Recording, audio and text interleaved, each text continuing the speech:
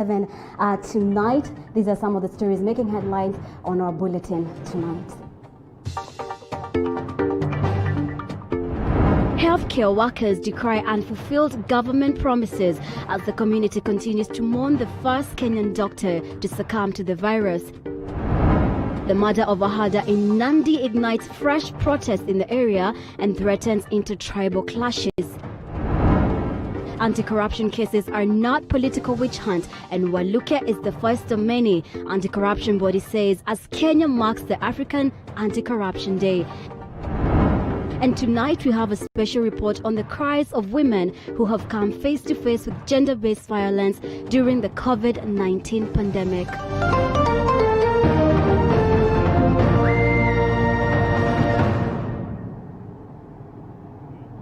A very warm welcome to you on TV47 Weekend. My name is Mombi Chege. Our sign language interpreter tonight is Faith Sheptile. Now, as the number of COVID-19 positive cases now hits 9,726 in the country, Kenyan Medical Practitioners, Pharmacists and Dentists Union is now criticizing the government for not taking care of caregivers who are the frontline soldiers in the battle against COVID-19. The union says majority of the healthcare workers have contracted the virus from patients and they are yet to receive the care package promised by the president.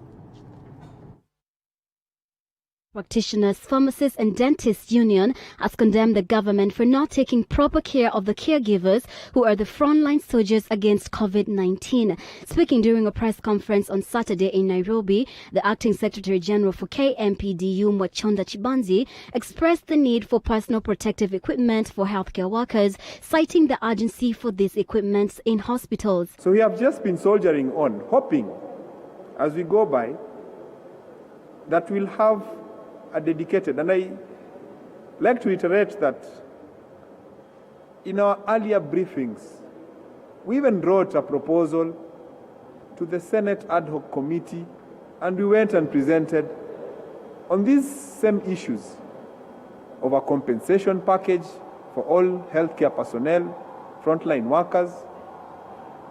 We put a proposal that we designate a specific facility, and we actually even went ahead and indicated Kenyatta University Teaching and Referral Hospital as a preferred facility, and even in the counties. But that has not been done. And as much as they are bound by an oath to protect the lives of patients, the medics have said it's not worth the cost of their own lives. We don't wish to have more deaths, but it may happen if we don't take action. So we are urging the government to put more measures insofar as infection control measures are concerned. We are urging the government to put more measures insofar as providing us with the PPEs concerned. We are also urging the government, now that we've proved that we are at risk, whatever was promised in the presidential welfare package, can it be released insofar as covering the health workers are concerned? The medics' grievances comes as the Ministry of Health on Saturday announced that out of 1,403 samples tested in the last 24 hours, 278 have tested positive for COVID-19. Concerning our COVID-19 situation today, 278 people have tested positive for the virus, bringing the total number of cases in the country to 9,726.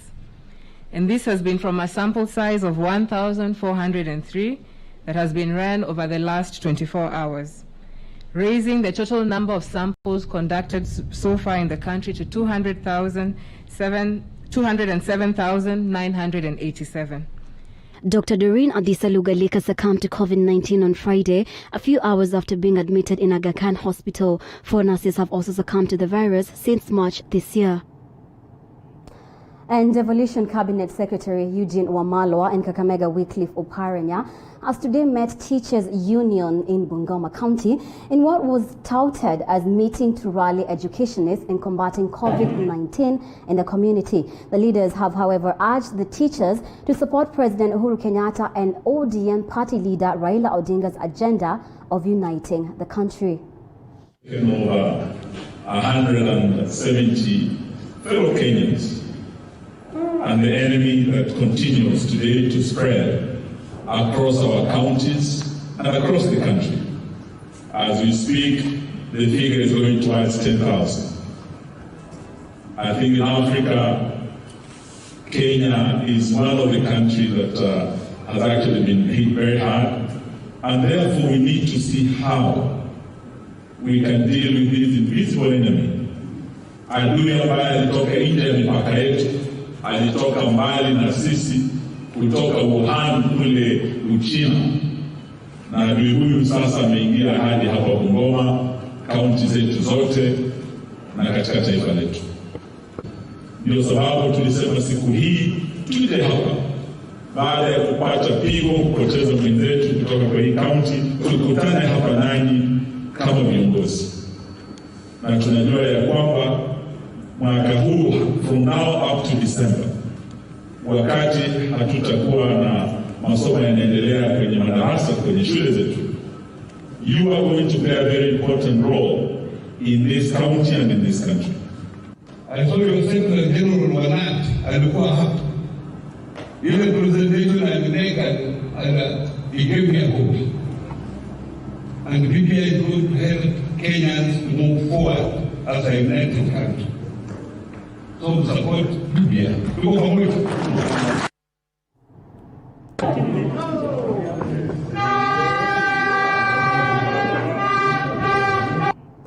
And as Wetangula and Oparanya Wood teachers in Bungoma, another parallel political meeting led by ANC leader was taking place at Kiminini MP Chris Wamalo's home in Trans Nzoia County. Mudavadi decried the double standards being applied by the government on political gatherings. Juzi tumeona viongozi kutoka eneo ya kati wakikutana, hakuna makosa.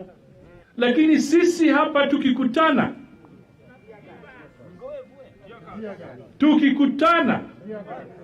wanasema ati sisi tunataka kuharibu taifa la Kenya. Tuko hapa na wenzetu wanakutana kule Bungoma, Kibabii, na walimu 400 kwa hall. Story. Na wamelindwa na polisi. Thank you for staying with us right here on TV47 Weekend.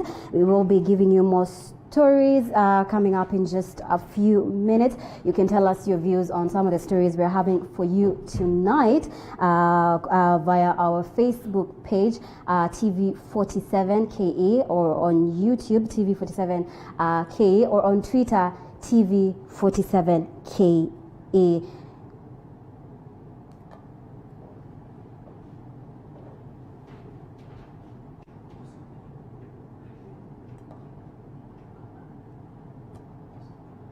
Right, there's a bit of a hitch, but we'll be having the story on the county revenues in just a few minutes. For now, let's take a short break.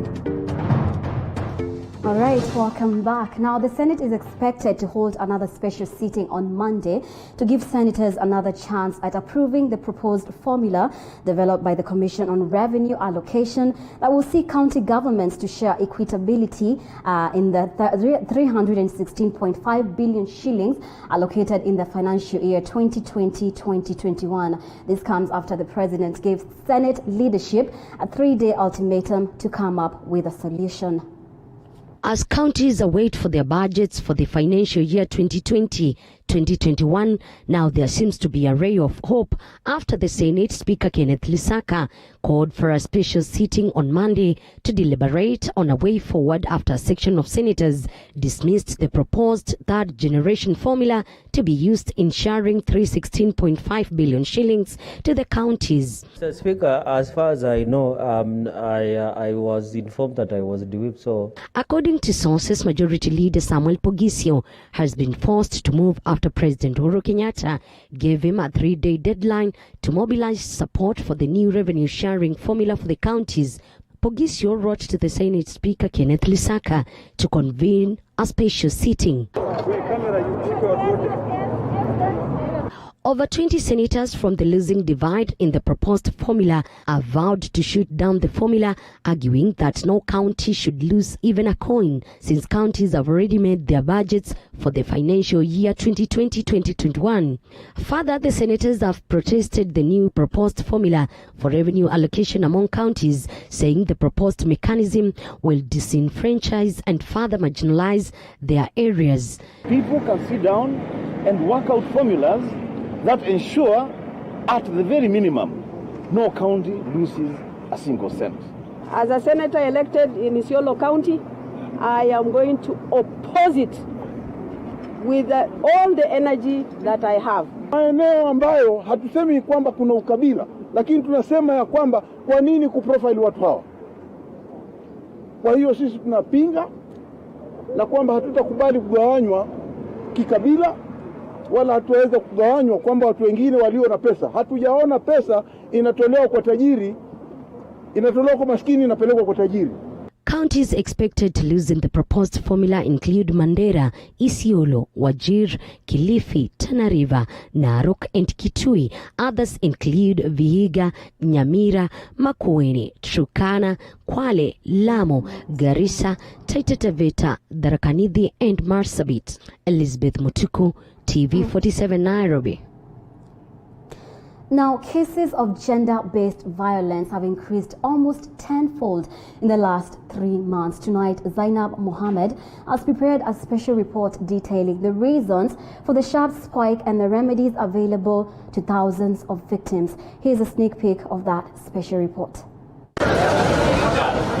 On the 13th of March, Kenya reported its first case of the novel coronavirus. 2 days later, just like many other countries in the world, Kenya was partially locked down as a containment measure to curb the spread of the coronavirus. And 4 months later, Kenyans are feeling the heat of the deadly pandemic and the measures it brought along with it. But one particular vice seems to be visibly rising and getting worse by the day: gender-based violence. In this special report, we're going to shed some light on the rising numbers of gender-based violence cases in Kenya, the silent cries behind closed doors.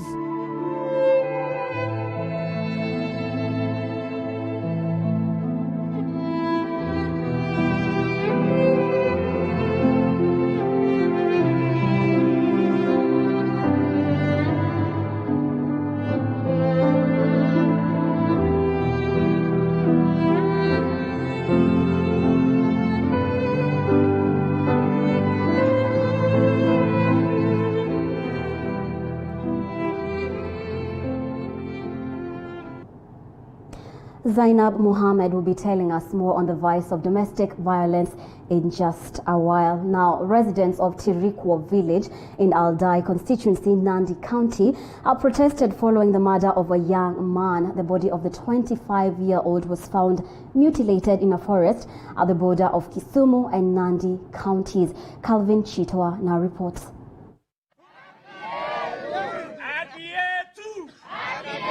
The deceased young man by the name Zakayo Kipkinyor is said to have been attacked while grazing livestock in the forest at the border of Nandi and Kisumu counties. His body was discovered without some body parts, and all the livestock that he was grazing had been stolen. Mimi nalia kwa mtoto yangu. Mtoto yangu kaenda huko foresti, kaenda kuleta ng'ombe. Ako kucha. Paka machirani watu ya area hii ikaenda paka huko ikapata yeye na kofa. Tunamtambua huyu kijana vizuri na ya kwamba huyu kijana alikuwa ameenda kuchukua ng'ombe yake. Ameuawa akiwa na ng'ombe yake. Tunapolia tunajua sehemu za mwili wa ndugu wetu ambaye aliuawa haiko. Tunataka serikali itusaidie. The angry residents have blamed security operators for not arresting any suspect, as insecurity in the area continues to deteriorate. Hatukushughulikiwa hata na ma-assistant chief wa Maraba huku chini. Hasa wa Kaptumet, sub-location na Tirikwa sub-location. Kama angekuwa ma-assistant chiefs wakae vizuri, kitu ya mtu akipotea, aite watu wakae. Kwa nini wanashirikiana na uwezi? Sababu ya pesa. Area village elder Jethro Kiprop said he saw Kipkinyor in the forest grazing livestock, but later heard that he had been murdered by unknown people who are suspected to have crossed the border.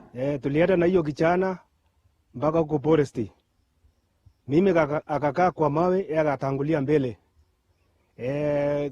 Muda kitoka akapata ng'ombe yangu akaletwe. Akachunga mbeleni. Huyo kijana akaenda.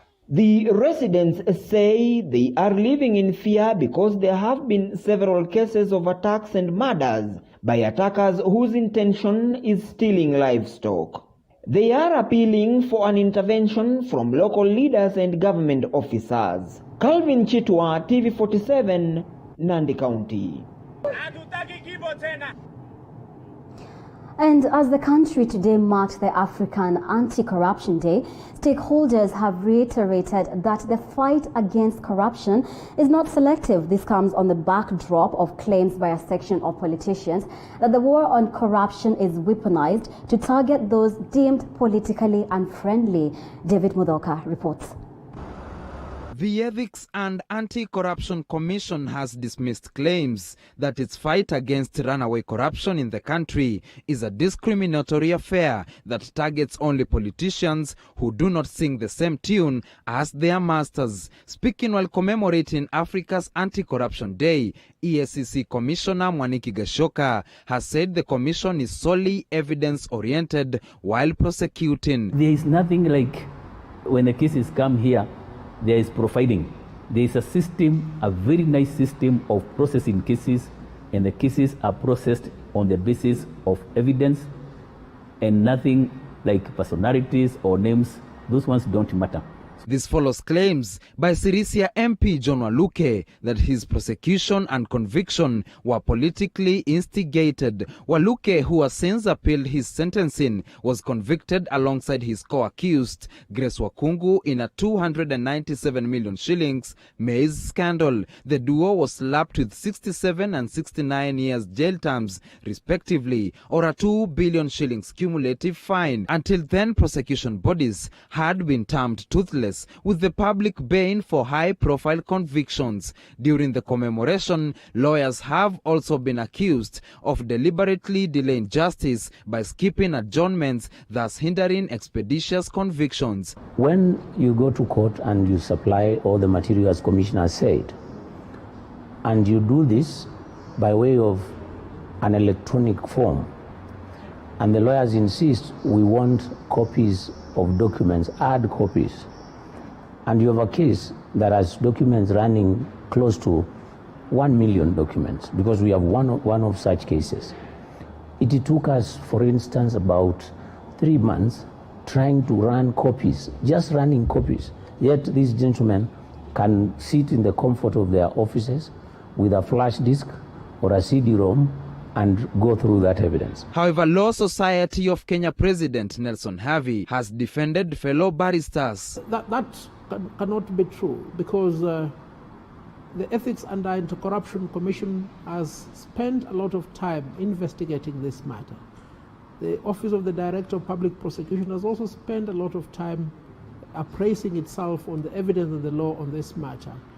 Why don't they also want the defense to look at the matter with the same degree of concentration as they have done? This as the judiciary unveiled an e-filing system on July 1st in a bid to boost the quest for justice. We have the electronic system that the Chief Justice launched just a week ago, and we see that as going to be a game changer in terms of ensuring that the filing of documents, like the prosecutor has said, should become faster, easier, more accessible to the parties, and therefore avoiding delays. Kenyans have been asked to join the fight against corruption, which according to Interreligious Council of Kenya Council member Father Joseph Mutie, is deeply embedded in the Kenyan culture. Tunapea viongozi wetu majukumu ambayo viongozi ambao wanawajibika majukumu ya kutuongoza sisi kama wananchi.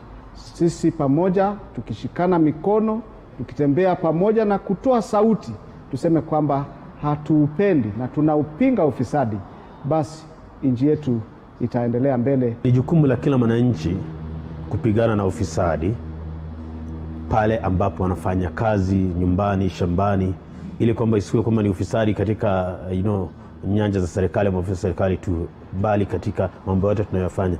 Jambo la pili ni kupiga ripoti katika ofisi za EACC ama kwa vyombo vya habari. David Muthoka, TV47, Nairobi. Now, residents of Kamugoi village in Runyenjes, Embu County, say they're tired of jostling for a living space with the dead and now want authorities to move them to a more decent location. They've been sharing their dwelling with the dead for more than 50 years.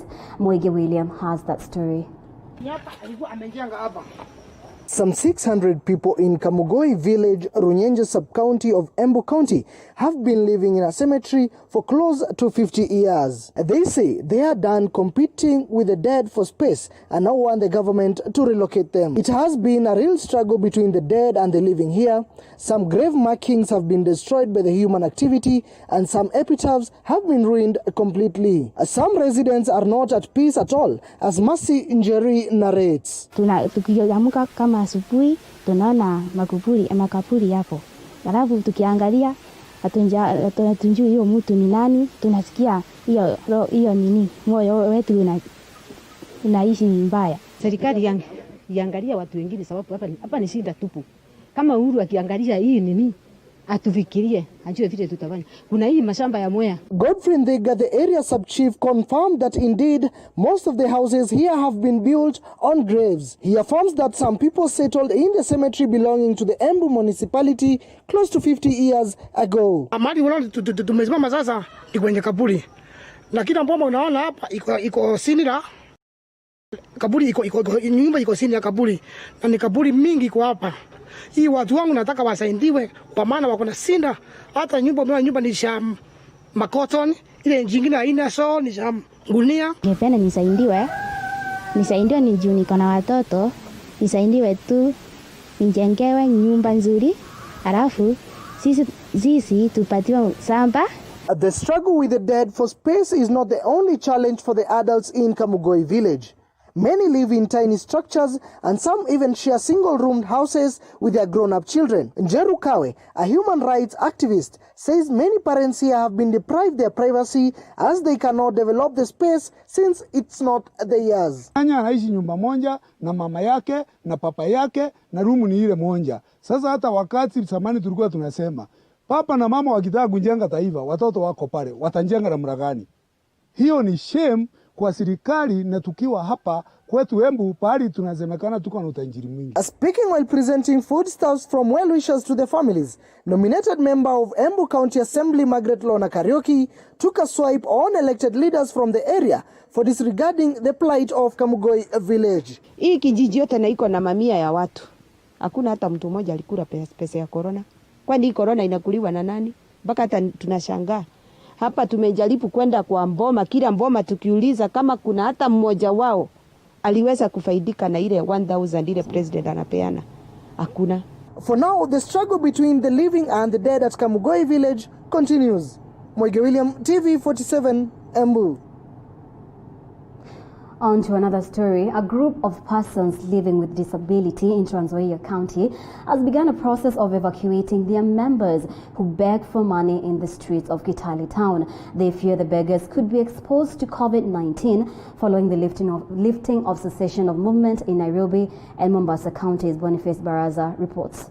Speaking during a forum to showcase the development projects, officials of the Trans Nzoia Youth with Disability Community-Based Organization said they want their members to embrace income-generating activities, which they have launched.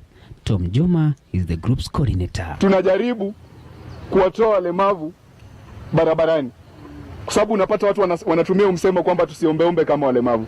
So sisi we are against that. Kwa sababu gani? Sisi tunataka tuwatoe kule barabarani kwenye street, wakitembea kule tunawatoa kwa barabara and we are giving them alternative. Tunawaambia kwamba tunakutoa hapa tunaenda kufungulia kiosk. Tunakutoa hapa tunaenda kama unaweza kushona viatu tunakupeleka kule. Na imefanyika through good relationship with our chairman na county commissioner. The group secretary Rosso Law called on members to strictly adhere to COVID-19 preventive guidelines since they are at risk of contracting the virus due to the high interaction with surfaces. Kufuatia vile Kenya imefunguliwa watu wafanye shughuli. Tunajua people with disability are very much vulnerable. Na wako rahisi kupata magonjwa kwa urahisi kwa sababu kinga yao iko chini. Pia hii hali ya matembezi. Lazima utaguza hapa, utaguza pale, utaguza pale. So inastahili sana. Itabidi tujue jinsi ya keep these people safe. Trans Nzoia County Sports, Gender and Social Affairs Executive Committee member Agri Chemunge assure them of supporting their development initiatives. Shida tumekuwa nayo county ni mambo ya resource envelope. Imekuwa kidogo, but I'm assuring you kwamba from what I've seen today, we will always continue to support them in whichever way we can. Trans Nzoia County Woman Representative Janet Nangabo called on government and non-government agencies to consider the groups in their economic empowerment initiatives. Nangabo's office provided them with car wash equipment. Nitaongea na Songok na nitaongea na washikadau wa DOS. Wale nyinyi mnajua wanaenda makanisani, wakitembea umuumu ama wanatangatanga. Tuhakikishe kwamba tumefika mahali tuna empower watu wetu. Hiyo ndio lengo langu kama mama. The group runs several economic generating activities in Trans Nzoia. Boniface Barasa, TV47, Trans Nzoia County. And over 70 destitute children of Rehab Booth Blessed Children's Home in Mweki, Kasarani will go to bed tonight with an assurance of some food to eat in the next few days. This is after Shibisha Initiative, a community-based organization in partnership with Jonathan Jackson Foundation, visited the home and donated foodstuffs. Officers from Shibisha Initiative say that their benevolence has been catalyzed by the COVID-19 pandemic that has subjected many destitute children to lack of basic needs. So today we are here to give back to the community. The home is really in need. If you can check our pages, we will be posting on how the home looks like. If you'd like to support, just as the chairman of Jonathan Jackson has said, you can support by only sending 100 shillings, just 100 shillings, and it will support and it will keep the home going. The challenge we have here it is food, because now food is necessity, especially for now. And the detergents like soaps, we need soaps to wash hands. We also need the sanitizers. You see the community needs sanitizers, and the tissue papers. Yeah, if you can get enough tissue papers, sanitizers, we get detergents. Yeah, we can just appreciate. Thank you for staying with us on TV47 Weekend. Let's take a short break, but I'll be back with much more.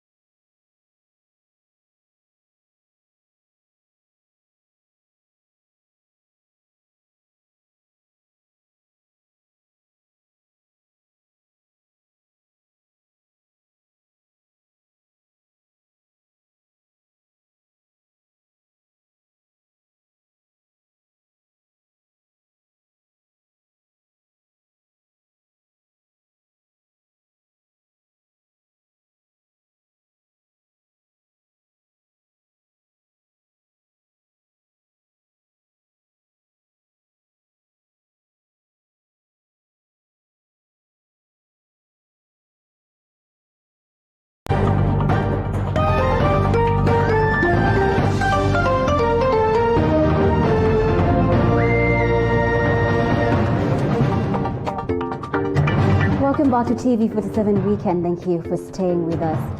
Now, in his address to the nation on 6th of July, President Uhuru Kenyatta pointed out to the rising cases of gender-based violence in the country during this COVID-19 pandemic, further stating that if the family is under attack, so is the nation. But what is the root cause of the rise? How can it be mitigated? Our reporter Zainab Mohammed took a deeper look into the matter and prepared this special report on the silent cries behind closed doors. On the 13th of March, Kenya reported its first case of the novel coronavirus. 2 days later, just like many other countries in the world, Kenya was partially locked down as a containment measure to curb the spread of the coronavirus. And 4 months later, Kenyans are feeling the heat of the deadly pandemic and the measures it brought along with it. But one particular vice seems to be visibly rising and getting worse by the day: gender-based violence. In this special report, we're going to shed some light on the rising numbers of gender-based violence cases in Kenya, the silent cries behind closed doors.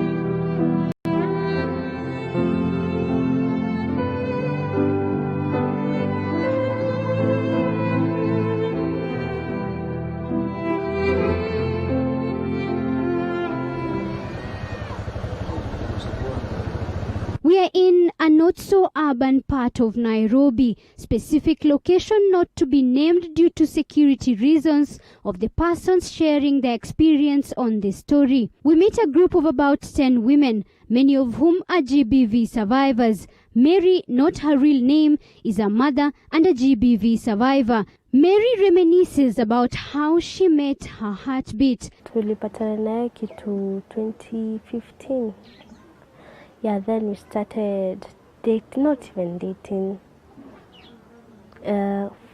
Like for 1 week we started living together. But then I was still working. Though bado nalipa kwangu na nalipa kwake. Then 3 months into the relationship, ndo tuli moving.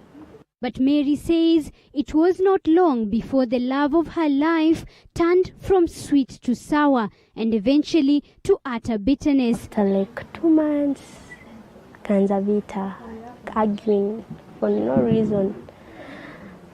One day he chased me out in the rain. Yeah, luckily nilikuwa na relatives. So when aliona sasa nenda na hiyo direction, akanirudisha kwa hao na akanifungia. Yeah, it was always like that. Mpaka nika lose job. I lost job. Mary says she never understood the reasons behind the violence because anything and everything became a trigger. Na kuchapa, kurusha mitungi, na ukitafuta reason na kuna probably you said something haukusikia ama ulisahau kufanya. Inakuwa vita. And even though she hoped that things would get better, they only got worse for her and her baby. One time, she was chased out with a knife. After that day, he came so drunk so that I had to make an excuse. Out of nowhere, he slapped me, then pushed me to the wall. Nikaenda, so unajua mtoto bado wako hapo. Alafu ananifuata, mtoto lazima akufuate. See, I held her. So nilikuwa nimemshika. Mary says COVID-19 did not make things easier for her dwindling marriage as her abusive husband was now home early and angrily out of a job. Alianza tu kunichapa. Kwanza aligonga meza ya glass ikavunjika. We used to live on a bed sitter, so you see there is no space. Nikajificha kwa kona. Ile kona nenda kujificha ilikuwa karibu na mtungi ya kawaida ile ya yellow. Akanirusha, ikaenda kama imenirusha huko. I still have the mark here. However, Mary is not alone. Mercy, again not her real name, is a 19-year-old woman. too young to understand marriage and its problems perhaps, but Mercy is a mother and a wife. She says she met her significant other in secondary school, and after dating throughout high school, Mercy decided to move in with the apple of her eye. Tulipatana shule. Ilikuwa shule moja, but boys walikuwa kando, girls walikuwa kando. Sasa hapo ndo tukaanza kudate. Kwanzia nikuwe form 1, tulikapatana form 1. Tukakaa na yeye mpaka sai. Little did she know that the bed of roses will turn to a bed of thorns. Sandy akaanza akanipiga, akaniumiza hadi masikio, of which sikuwa nasikia. Mercy says it started with just a slap, and before she knew it, she started receiving a beating every day. At one point, Mercy says she was locked up for 1 week for staying out late while selling juice to provide for her young one, her abuser claiming that she was disrespectful. Nakanifungia kwa nyumba almost 1 week. Kaa stoki nje, nikienda nje labda ni hapo tu kwa choo. Lakini hapo nataka niende kwa barabara juu watu wataniona. Mercy equally saying her abuser felt she would not leave as she had sired him a son. I'll take advantage akona mdem, hakuna mali ataenda na mtoi wangu. Juu amenizalia, hakuna mali anaweza hepa. A few distance from Mercy's Jane, again not her real name. Jane is also a GBV survivor, but Jane was not abused by her partner. One evening during curfew hours, Jane was heading home when she got attacked by a gang of 7 boys who raped her for hours before dumping her at a dump site. Nilikuwa natembea kwenda stage. So kuna place nilikuwa nimesimama, nikasikia boy amekaa akanipiga na chupa ya mzinga kwa kichwa. Kumuuliza ni nini, kukatokea vijana wengine wakanishika. So ile na try kung'ang'ana nao, wakaanza kusema mwizi, kuuliza mwizi juu ya nini. Nikanipata nishaingizwa niko huko ndani, huko garbage. So kabla niongee nijue ni nini, wakaanza vita. Maneno tu mingi, hakuna mtu angeza kunisaidia. Kutaka kujua kwa nini wananipiga, akakuwa toa nguo. Sasa nitoa nguo, hapo akanigeuzia. Jane is emotional. The memories of that night are still vividly clear in her mind, even making her contemplate suicide. Nilikuwa nasikia tu niko down. Sikuwa poa, hasira tu, sisikii kuongea na mtu, nasikia hata nikana za jiua, ni venye siamini kitu ile hapo. But like many GBV survivors, Jane has to find a way of coming to terms with what happened to her and to continue living with the scars left by her abusers. Wasigive up, wang'ang'ane. Kama mimi nafurahi, mimi si victim, najua mimi ni victor saizi. Wajipe, wako tu na heart. Kila kitu itakuwa poa. Brenda is yet another survivor. She was betrayed by her own blood and thrown out at 1 a.m. in the night with nowhere to sleep and the harsh cruelty of curfew hours and law enforcers. I come from a dysfunctional family. My dad is always in and out of our lives. So, growing up and getting into high school, and I had a lot of fights with my mom and dad. Since there was sexual harassment in my life at some point for a whole year by a relative, by an uncle. The survivors have found refuge through a group of 3 activists who, through their own initiatives, have started a rescue home for GBV survivors. The initiative that started through a Facebook hashtag called Usikimye has now grown into a rescue and refuge initiative. Meet Njeri Wamegwi, Usikimye co-founder. Njeri, together with her 2 friends, ran the initiative. Njeri is also a GBV survivor. She says stigma surrounding GBV caused her to persevere in abusive marriage for a long time. He hit me so hard I fell. And then he hit me again on my ears. And my ears started ringing, and he still hit me. And now I'm the kind of person, because I don't like shame. For some reason, I don't know why women carry the stigma of shame. I never used to scream. So nobody ever used to know I'm getting beaten, because I did not want the neighbors, when I'm driving out, to ever know that this woman was being beaten. So I never screamed. You hit me, I'm like, I swallow the scream because I don't want to be embarrassed. She further says what started as a small argument led her to leave and never return, though with permanent injuries. I think that was the last straw. And I started planning to leave. And one day I left. I just woke. I think after 2 days, I was like, I can't tell you it is a revelation, but I just came to and I said to myself, Anjari, I think it is time for you to leave. You had a family. I was estranged from my family, right? I was estranged from them. I was estranged from my friends, practically everybody. So the way I walked. I just took my car and I drove away and I never came back. The Usikimye activists group tell me how risky rescues can get, with some victims even changing their mind after reaching out to the group for help. Get threats from these people. We will come for you. You get that word they call you when you're an uncircumcised woman, and they're threatening we will come for you and circumcise you. I'm like, try it. The 4-room shelter hosts many survivors and has a transition program through which the survivors are taken through to ensure recovery and easy transition back to society. Reach forward and up, and you gently, gently, gently, gently arch back. So what we do is, if you come in today, we give you 2 days to rest, and then a therapist comes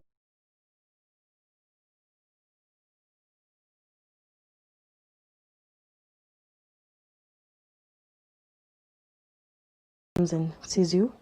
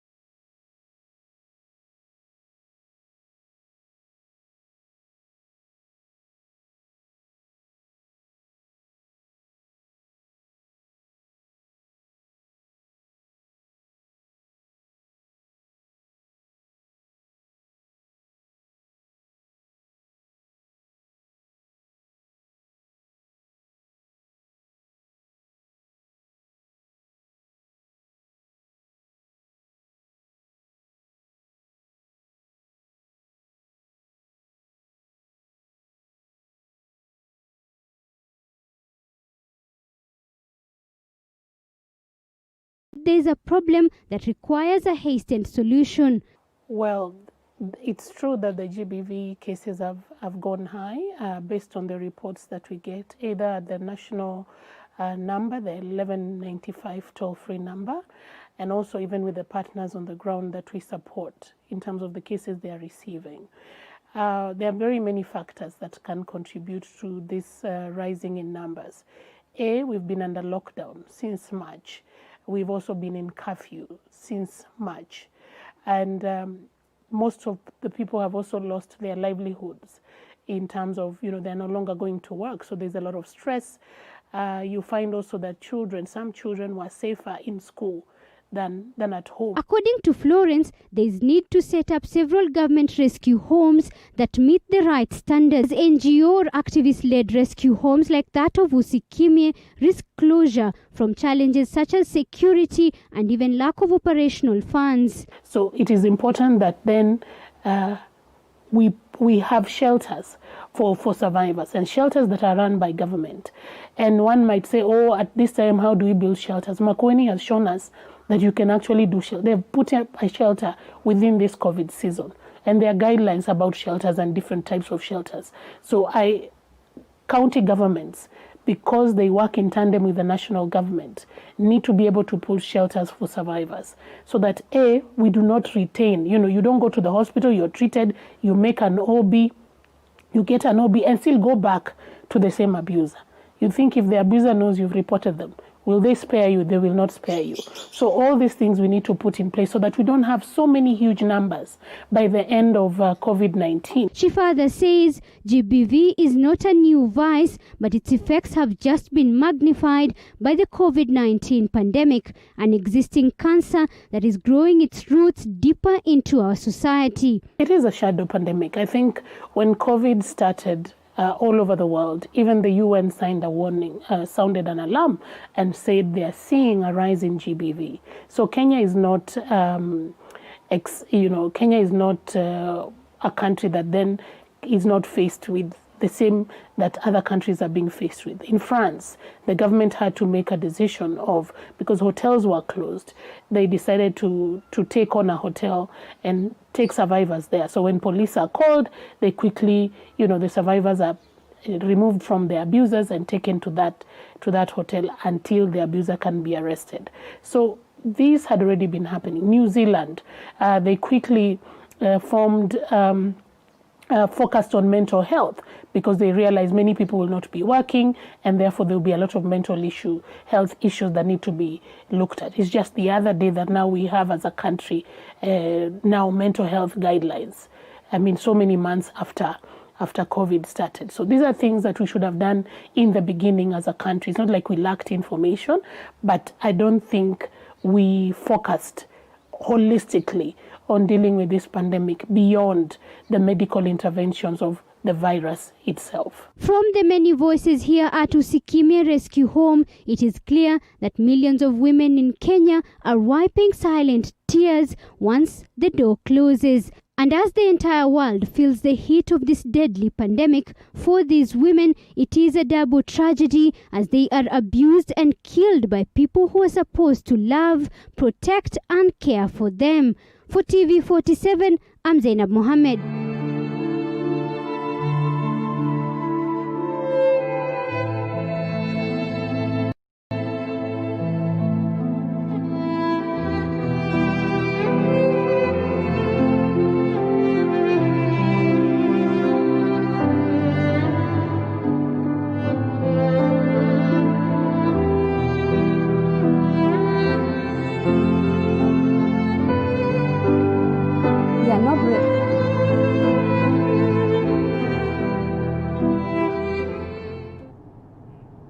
Thank you, Zainab, for that story. Quite a sad story. And really, it should never get to that point. No one should ever lay a hand on their spouse or anyone for that matter. Really, really disheartening. Thank you once again, Zainab, for shedding more light on domestic violence. Now, on to sports. Norwich City have been relegated from the English Premier League.